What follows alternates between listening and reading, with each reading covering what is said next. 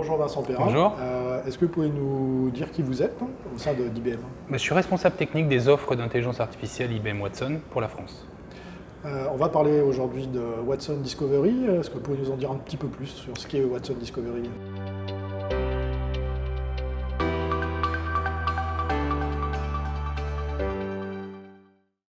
Watson Discovery est un des services de la plateforme d'intelligence artificielle d'IBM qui se concentre sur l'exploitation et l'exploration de corpus documentaires. Les corpus documentaires, toutes les entreprises en ont, de manière plus ou moins significative. C'est comment être capable, via ce service Discovery, et d'exploiter l'intelligence artificielle, de tirer de la valeur, de valoriser et de faciliter pour les collaborateurs, voire pour les clients, l'accès à ces informations, qui sont la plupart du temps non structurées, qui est un des challenges de l'informatique.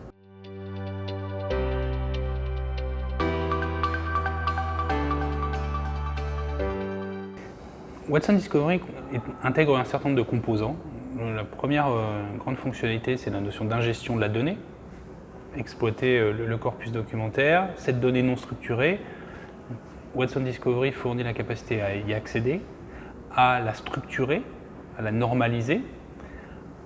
Deuxième élément, à l'enrichir. C'est là où vient toute la partie traitement du langage naturel, pour être capable d'extraire des entités nommées, des émotions, des catégories, tout un ensemble de métadonnées sur le texte, pour pouvoir, et c'est la troisième grande famille, capable de requêter ce corpus documentaire en langage naturel ou en langage dit évolué pour pouvoir avoir accès à d'autres fonctionnalités. Et le dernier élément, loin s'en faut, c'est la notion d'apprentissage supervisé, où on va être capable, soit par des experts, soit potentiellement par l'utilisateur final, améliorer la confiance que le système va avoir dans la réponse. Donc apprendre des usages des documents qui sont explorés pour améliorer la compréhension que le système a de la base documentaire.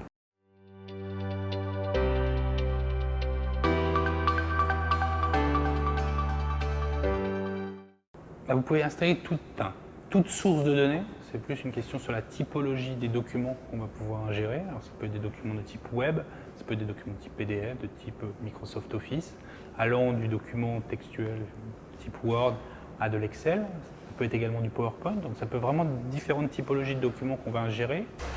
Après, on a des connecteurs vers des sources de données.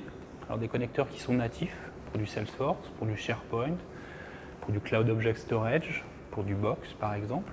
Donc pour dire là où des sources documentaires peuvent être faites, on fait cette intégration native. Et on a aussi un mécanisme en exploitant de l'API pour pouvoir intégrer n'importe quel type de référentiel de données dans la plateforme Discovery.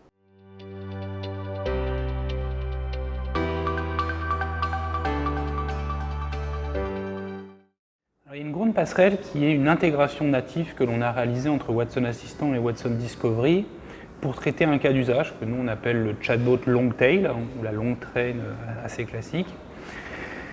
Pourquoi? Parce que ces deux services amènent deux stratégies de raisonnement qui sont différentes. Watson Assistant, sa stratégie de raisonnement, c'est de comprendre le mieux possible la question et son contexte pour fournir la réponse sur laquelle il est entraîné. Ce qui, par essence, limite la thématique, puisque il va falloir l'avoir entraîné sur un périmètre qui est plus ou moins réduit suivant le projet.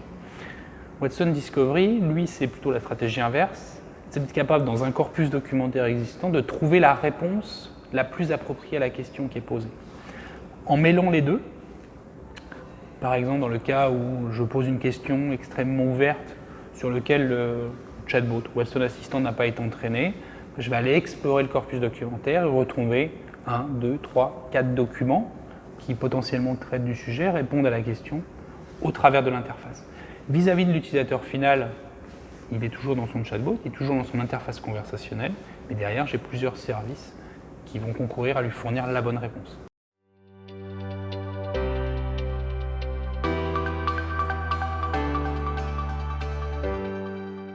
On a différents cas d'usage qui exploitent Watson Discovery. Alors soit, comme on vient de l'évoquer, en complément de Watson Assistant. Un des cas qu'on affectionne particulièrement est le cas de Mercedes, avec lesquels on a développé une application qui s'appelle Ask Mercedes, qui vient en support et dans une nouvelle manière d'interagir avec la voiture, de comprendre la voiture. qu'est-ce qu'ils ont développé? Ils ont développé une application mobile intégrant de la réalité augmentée en exploitant des services de reconnaissance visuelle de la plateforme Watson, le chatbot Watson Assistant, qu'on a entraîné sur grosso modo une centaine de questions assez récurrentes que les automobilistes peuvent se poser sur la voiture. Et on a intégré le manuel d'utilisation de la voiture.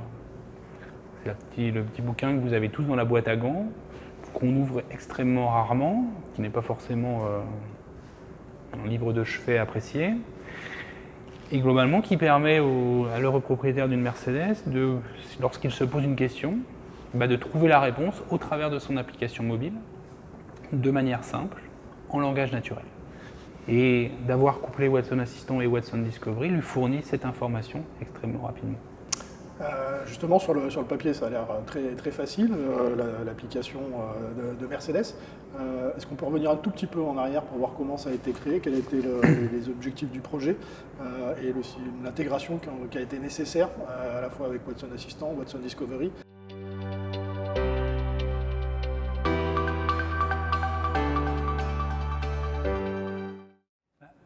Si on revient, et je commence à prendre la question dans l'autre sens sur la partie intégration, la volonté qu'on a eue d'intégrer nativement Discovery avec Assistant fait que vis-à-vis d'un utilisateur, vis-à-vis d'un service IT qui fait l'intégration, il ne voit que l'intégration de Watson Assistant. Ce qui permet aussi, alors ce n'a pas été le cas dans Mercedes, mais d'avoir une itérativité dans le projet. Je peux avoir juste un assistant virtuel conversationnel, puis après, parce que je veux exploiter un corpus documentaire, parce que c'est un choix de ma stratégie ou parce que c'est une demande d'utilisateur, je peux le faire et ça ne change rien dans mon application. Dans le projet de Mercedes, ça a été bien deux composants séparés en termes d'apprentissage, d'entraînement, parce que j'ai l'entraînement conversationnel, donc et si on en revient sur une interview qu'on a fait précédemment sur Watson Assistant, c'est référencer l'ensemble des thèmes que le chatbot, de manière conversationnelle, aura à traiter. Ça, c'est une équipe qui a réglé ça.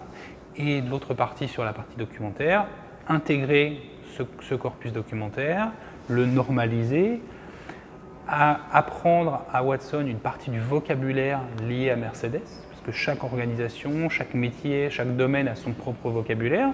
Il y en a qui sont intrinsèques à la solution Watson, mais on a aussi la capacité à le personnaliser. Et ensuite, bien entendu, comme tout projet d'IA, une phase de validation en termes d'expérience, en termes de capacité que le système a à répondre, et ensuite le lien entre les deux qui s'est fait extrêmement naturellement, et la mise en production vis-à-vis de l'utilisateur final pour avoir leur feedback.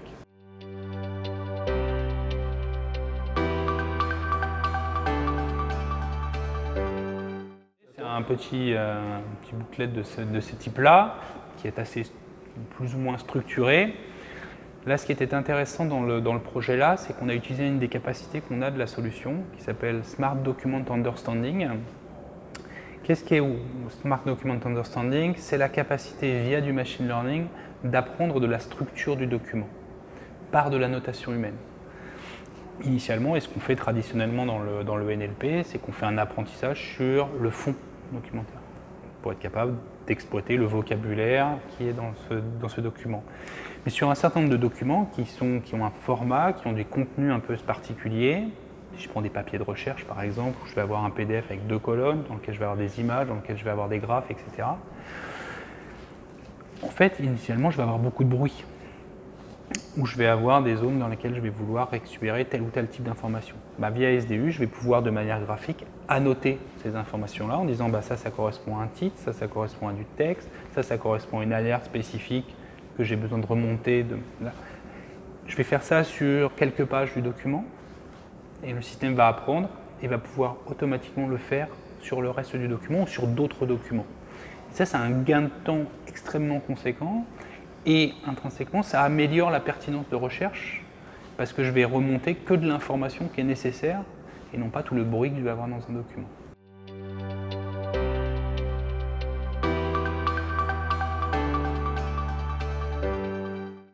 Alors, il y avait derrière un avantage marketing à dire j'ai une application mobile d'interaction avec la voiture. Ça n'a pas été lancé de manière globale encore sur toutes les plaques géographiques. Ça a d'abord commencé par l'Asie, parce qu'effectivement, ils sont un peu plus d'appétence à ça. En Europe, ce n'est pas encore 100% disponible dans l'ensemble des pays et déchargeable au niveau des App Store. Mais il y a eu plutôt des retours positifs sur les utilisateurs parce que ça simplifie l'accès à cette information qui est plus ou moins abscon à aller lire et à aller devoir chercher lorsque vous en avez besoin.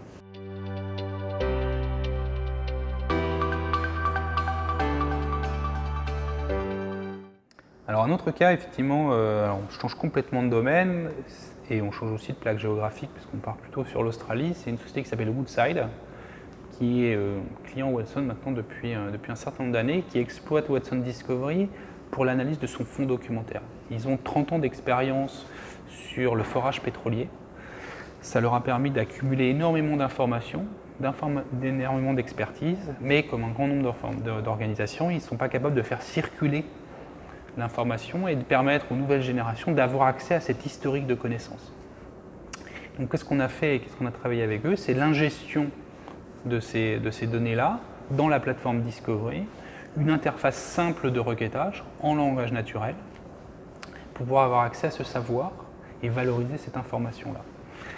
Lorsqu'on leur a montré il y a récemment le service que je viens d'évoquer, SDU, ils ont tout de suite vu un usage dans un des domaines assez spécifiques, qui est la gestion des clauses sur la mise en place d'un nouveau forage pétrolier.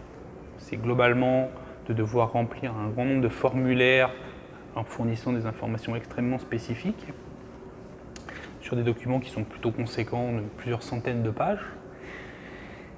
Et dans un certain nombre de cas de figure, il pourrait être utilisé pour un autre forage pétrolier. Mais qu'est-ce qu'on a fait? On a appris au système où étaient les informations et la typologie des informations liées à ces clauses particulières par cette approche d'annotation graphique sur l'ensemble historique des documents pour pouvoir dire maintenant j'ai un forage pétrolier à faire à cet endroit-là avec ces contraintes particulières, extraire directement ce qui a pu être saisi par le passé et donc accélérer la rédaction de ces documents-là de manière significative. Et ce projet d'annotation, on l'a fait en quelques semaines, donc ce n'est pas des projets gigantesques avec le client.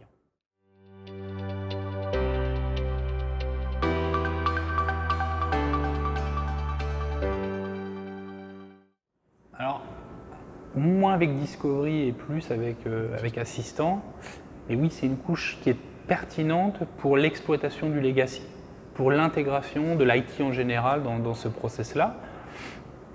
Alors elle peut l'être et on l'a fait avec un certain nombre d'acteurs du monde du RPA en disant dans mon processus de robotisation, où est-ce que j'ai une tâche qui peut être automatisée et ça va appeler un service Watson qui peut être le service Discovery pour récupérer de l'information. Par exemple, dans du traitement des emails dans un processus de type RPA. Dans une approche de type chatbot, c'est plutôt lui qui va appeler le RPA pour aller réaliser l'action sur l'environnement legacy. Donc on peut imaginer les deux approches. Soit c'est le pipeline RPA qui appelle un service d'intelligence artificielle, soit c'est l'intelligence artificielle qui déclenche le pipeline RPA pour réaliser l'action. Mais effectivement, c'est intéressant pour intégrer, entre guillemets, cette nouvelle application basée sur l'IA dans un environnement legacy. Vincent Perrin, merci. Merci à vous.